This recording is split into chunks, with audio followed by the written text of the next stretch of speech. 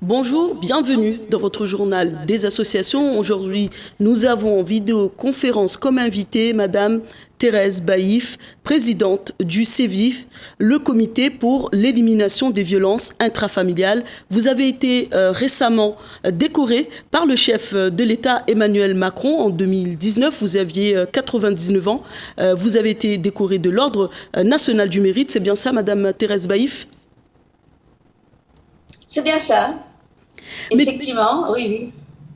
Voilà, donc j'ai eu l'insigne honneur de recevoir des mains du président de la République cette décoration particulière, puisque c'est une distinction, c'est grand officier dans l'ordre national du mérite. Voilà. En tout cas, maintenant, je ne sais pas si je le mérite, mais en tout cas, je l'ai accueilli avec plaisir. En tout cas, on verra que Madame Baïf n'a pas seulement reçu que ça comme distinction, elle a un palmarès de prix. Mais tout d'abord, voici les titres. À la rencontre de l'association Mon Endométriose, Ma Souffrance. La journée des droits internationaux de la femme de l'association Cafette Familiale. Et on finit votre journal avec Mahmoud qui continue de nous faire découvrir son île, Moélie. Dans le cadre de la journée de sensibilisation de l'endométriose, l'association Mon Endométriose, Ma Souffrance ont organisé une action d'information et de vente de t-shirts ce samedi au centre-ville de Saint-Denis dans le but de permettre les recherches de cette maladie et surtout de faire connaître la maladie. Reportage Ibrahim Madi. La couleur jaune ici symbolise le soleil, mais surtout la vie qui permet à des centaines de malades de s'y accrocher, dans l'espoir d'un avenir sans douleur. Vous ne pouvez pas avancer dans les recherches de l'endométriose, et comme cette maladie elle est un peu trop minimisée par rapport aux femmes, ça va permettre de faire connaître un peu plus. Pas assez pour les femmes, tout à fait. Voilà. L'association, la plupart du temps, je viens de l'association parce qu'on ne sait pas, on a de la famille, on a des jeunes enfants, on ne sait pas si un jour ça peut affecter à notre famille. Comme ça, on sait qu'il y a une association qui peut tenir la main de la personne qui est malade. Je pense toujours à ma famille parce que j'ai ma famille qui ont des jeunes enfants, j'ai des petits-enfants. Et je ne sais pas que si un jour l'un d'eux peuvent souffrir de ça. Pas grand-chose, madame. Je découvre là au fur et à mesure, j'entends la télé, mais j'ai jamais si ma famille en a ou pas. Je ne sais pas autour de moi s'il y a un des membres de ma famille qui possède cette maladie. Et si possède cette maladie, elle peut aller vers une association, le docteur lui expliquer si tout va bien ou pas, et voilà, elle peut s'en sortir avec ça. Installés sous leur stand au centre-ville de Saint-Denis, les bénévoles de l'association Mon Endométriose, Ma Souffrance se mobilisent pour sensibiliser le maximum de personnes sur la maladie. Alors en fait, tous les ans, le mois de mars est dédié à la sensibilisation à l'endométriose. Le dernier samedi du mois de mars, en général, dans le monde entier, on organise la journée de sensibilisation à l'endométriose. Et en fait, les gens marchent dans la rue habillés en jaune, parce que le jaune c'est la couleur de l'endométriose, pour sensibiliser à la maladie.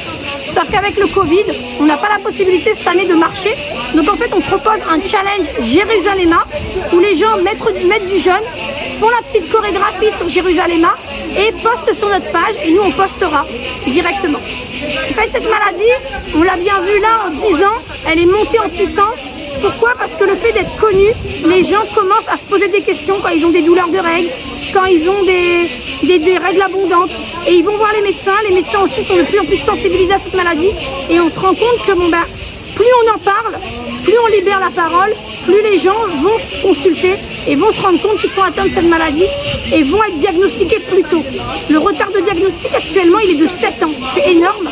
Et on a quand même une femme sur 10 qui est atteinte de cette maladie. Alors en fait, cette maladie, il faut se dire qu'elle a beaucoup de symptômes différents. Tout le monde n'a pas les mêmes symptômes. Moi, par exemple, si je prends mon cas, j'ai commencé à me poser des questions parce que quand je disais que j'avais mal avant mes règles, on me disait c'est normal. Et quand j'avais mal pendant mes règles, on me disait c'est normal. Quand j'ai commencé à avoir mal après, et donc avoir mal presque tout le mois, je me suis dit par contre là c'est pas normal. Et donc j'ai pris la peine moi d'aller voir un médecin qui, j'avais la chance, connaissait l'endométriose et me l'a diagnostiqué. Et en fait on se rend compte que le fait de la méconnaissance, les gens se disent avoir mal c'est normal. Avoir mal c'est pas normal. On peut avoir des petites douleurs, mais avoir mal à être handicapé, à être par terre, à être allongé, à ne pas pouvoir bouger, c'est pas normal. À ne pas pouvoir travailler, c'est pas normal. Donc il ne faut pas hésiter à aller voir un médecin, 2, 3, 4 s'il faut, jusqu'à ce que quelqu'un lui trouve la solution. Et souvent la solution c'est l'endométriose. Mais les gens voilà, ne mettez pas de mots pour l'instant, parce qu'on banalisait la douleur des règles en fait. Alors on n'a pas un objectif de vente, mais notre objectif c'est vraiment de mettre de la visibilité. Vous voyez la couleur, c'est la jaune, c'est le soleil, ça rayonne. On est vraiment là pour mettre en avant notre action et on veut essayer de sensibiliser un maximum de personnes, que ce soit les hommes, les jeunes filles, les jeunes hommes, les femmes, tout le monde. En fait, je veux vraiment que tout le monde comprenne. Et nous-mêmes, notre association, on fait des actions dans les lycées pour essayer de sensibiliser très tôt les jeunes au fait que avoir mal pendant les règles, c'est pas normal. Avoir ma petite copine qui a mal pendant les rapports, c'est pas normal. Donc essayez de sensibiliser un maximum. Donc là, on est sur Saint-Denis, on attend tout le monde. Venez, voilà, les gens peuvent venir nombreux. Et si les gens veulent un t-shirt en dehors de notre action d'aujourd'hui, n'hésitez pas à contacter l'association sur Facebook. On répondra présent et on pourra voir comment faire pour que vous puissiez avoir votre t-shirt. Le mois de mars est consacré, comme chaque année, à une marche avec les t-shirts aux couleurs jaunes, dans le cadre de la journée de sensibilisation de l'endométriose. Ici, vu la crise sanitaire du Covid, l'association propose un challenge Jérusaléna où les gens peuvent envoyer leur vidéo de chorégraphie de Jérusaléna qui sera diffusée sur la page Facebook de l'association. Nous voilà à la partie interview avec notre invitée toujours présente en vidéoconférence. Bonjour Madame Thérèse Baïf, vous êtes là ? Oui, ça y est, je suis là. Vous nous entendez ? Voilà, nous venons de regarder ce reportage de l'association Mon endométriose, ma souffrance. Que pensez-vous de ces actions de ces bénévoles ? Ben, écoutez, moi, à partir du moment où les gens s'impliquent, les femmes surtout, parce que c'est vrai que c'était considéré un peu comme une maladie un peu cachée. On n'osait pas le dire.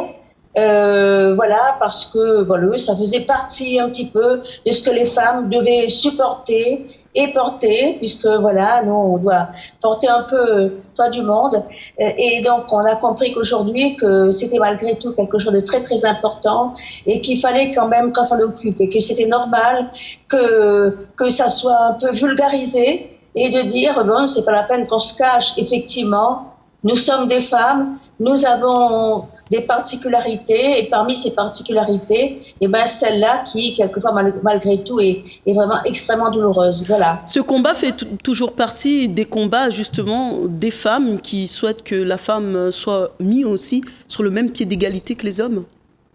Absolument. Ce qu'il y a, c'est qu'il faut que les femmes soient bien dans leur tête, dans leur peau, qu'elles prennent leur place à égalité. Et donc, il est évident qu'il faut leur offrir le maximum de possibilités pour qu'elles se sentent bien. Voilà, une femme qui, une fois par mois, doit se retrancher un petit peu du monde parce que, pendant 2-3 jours, parce que ça va pas bien, ça n'est pas normal non plus. Voilà. S'il y a un conseil d'administration, s'il y a quelque chose d'important, elle pourra le faire. Donc, c'est normal qu'on se penche aussi sur cette problématique, à mon avis. La journée des droits internationaux de la femme, de l'association Cafette Familiale, ainsi que bon nombre des associations de la commune de Saint-André, quartier Fayard, a été organisée il y a quelques semaines. Je vous propose de regarder ces quelques images.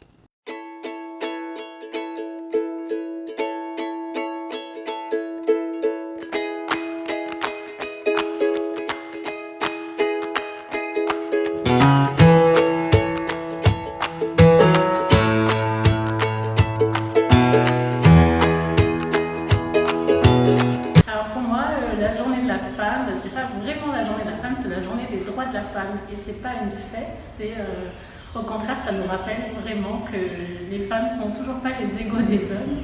Et ça, c'est pas très normal. Donc j'espère qu'un jour, on ne fêtera plus cette journée comme une fête, mais juste comme une journée pour se rappeler qu'un jour, les femmes n'ont pas été les égaux des hommes. Voilà.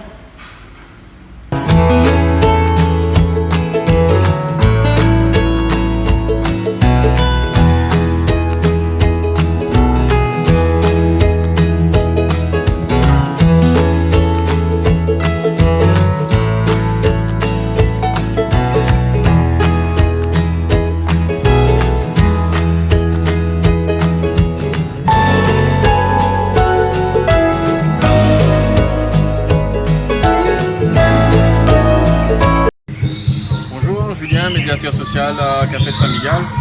Alors le 8 mars, pour moi, ce ne serait pas un jour de fête, mais plus une date où on peut faire un point d'étape pour voir un petit peu l'avancée des droits des femmes en termes d'égalité sur différents niveaux, voir un petit peu si ça progresse dans la société. Nous revenons avec vous, Madame Thérèse Baïf. Vous voyez ces associations qui travaillent pour les familles, pour la cohésion et la médiation des familles. Vous en pensez quoi? C'est la base aujourd'hui. Aujourd'hui, nous devons impérativement travailler avec les familles parce que ce sont au sein des familles que se construisent nos adultes de demain. Donc aujourd'hui, nos familles sont un petit peu désemparées. Et aujourd'hui, c'est important qu'on fasse ce travail sur elles. On ne peut pas attendre qu'une femme est violée ou maltraitée ou qu'un jeune garçon soit dans la violence. On ne peut pas attendre. Il faut d'abord, dès le premier âge, commencer à travailler avec les familles pour donner à ces jeunes les principes les plus élémentaires pour qu'ils puissent se débrouiller dans la vie correctement. C'est un travail d'éducation, c'est un travail au sein de prévention, c'est un travail d'éducation absolument, c'est un travail absolument essentiel et primordial. Un petit clin d'œil aussi à notre chef, on va dire, Monsieur Thierry Haraï, qui ce dimanche a offert un repas, comme chaque année. Il offre des repas, il accompagne les SDF. Que pensez-vous de cette action? Écoutez, aujourd'hui, la solidarité est importante dans notre société. Nous avons une société qui est vraiment très impactée par la crise économique, par le chômage, par la maladie, par la santé, par un certain nombre de choses. Et aujourd'hui, nous devons tendre la main à toutes ces personnes qui sont dans le besoin, parce que ces personnes, ce sont aussi souvent des compétences qui malheureusement ne sont pas utilisées parce qu'elles sont marginalisées. Donc, autant voilà. Ce qu'il y a, c'est qu'il faut leur tendre la main, mais en même temps les sortir un petit peu de cet endroit coloré un petit peu pour qu'elles puissent reprendre, se réinsérer dans la vie et être acteurs à nouveau. C'est important d'être acteur dans notre société aujourd'hui. Est-ce que c'est ce que vous faites, vous, dans votre association, avec ces victimes? Est-ce que vous les accompagnez à ce qu'elles soient acteurs de leur vie? Absolument. Notre leitmotiv, c'est d'abord la responsabilité. Comment responsabiliser chacun? Comment responsabiliser les élus, les citoyens, les chefs d'entreprise, toutes les personnes qui font cette société, toutes les forces vives de la société. Aujourd'hui, nous devons être sensibles, être sensibilisés à cette responsabilité. Se dire que chaque action que nous faisons a un impact. Chaque parole que nous disons a un impact. En parlant d'action, vous avez très prochainement une action au cœur du quartier de Vauban. Vous pouvez nous en dire un peu plus? Oui, alors c'est une action qui a été mise en place par un jeune stagiaire qui est chez nous en alternance. Il est étudiant à l'UIT et en alternance au CEVIP. Et donc, il est chargé d'un certain nombre de choses dans le cadre de son cursus, mais aussi pour apporter à l'association qui l'accueille aussi un plus. Voilà. Et donc, notre rôle est d'aller vers les gens aujourd'hui. On ne peut pas rester chez nous et se dire les gens arrivent.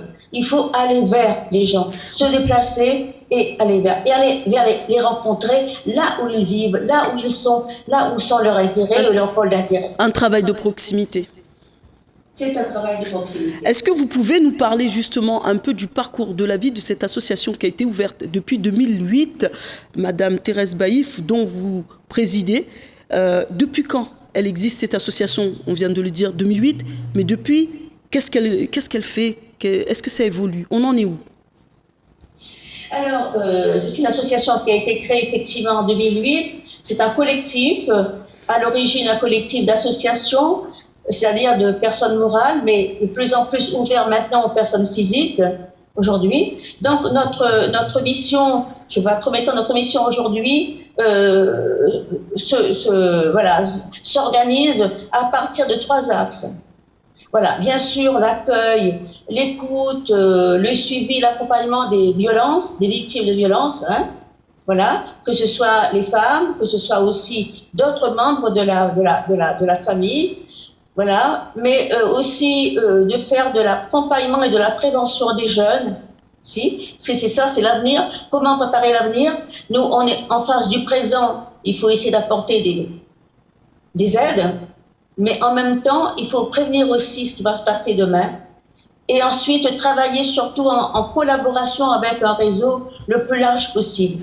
En parlant de prévention, quels sont vos moyens d'action? Est-ce que vous avez des partenaires? Comment vous travaillez?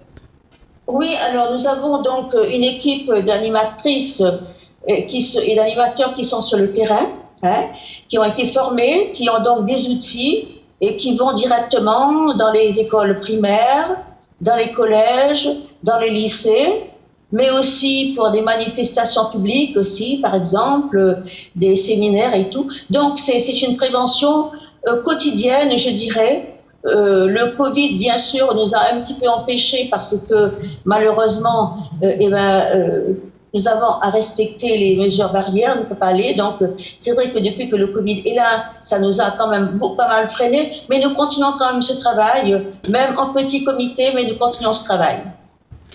En petit comité, mais avec une très très grande dame, si je puis dire.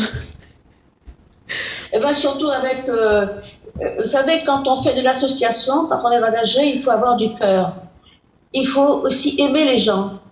Voilà, si vous n'aimez pas les gens, si vous n'avez pas de cœur, vous pouvez avoir toutes les compétences possibles, vous pouvez être la plus brillante possible.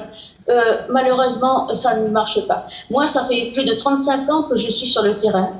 Donc, j'ai créé plusieurs associations et je continue maintenant. J'ai 91 ans, donc il est évident que, compte tenu de mon âge, il était raisonnable de partir de la présidence, mais je suis partie de la présidence, mais je reste toujours impliquée dans le travail de terrain. Voilà. On pourra découvrir cela un peu plus dans l'un de vos portraits vidéo qu'on va vous consacrer dans ce JDA. Mais comment vous êtes tombée dans cette mission, on pourrait dire? Vous savez, on me pose souvent la question, mais c'est difficile de dire. C'est difficile de dire, j'ai fait ça parce que, vous savez, moi j'ai vécu à la campagne, enfin je suis née à la campagne, dans une famille modeste, mais où je ne manquais de rien du tout.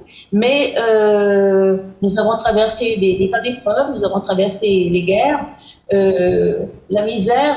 Et moi, j'ai vu des choses donc je les ai vécues.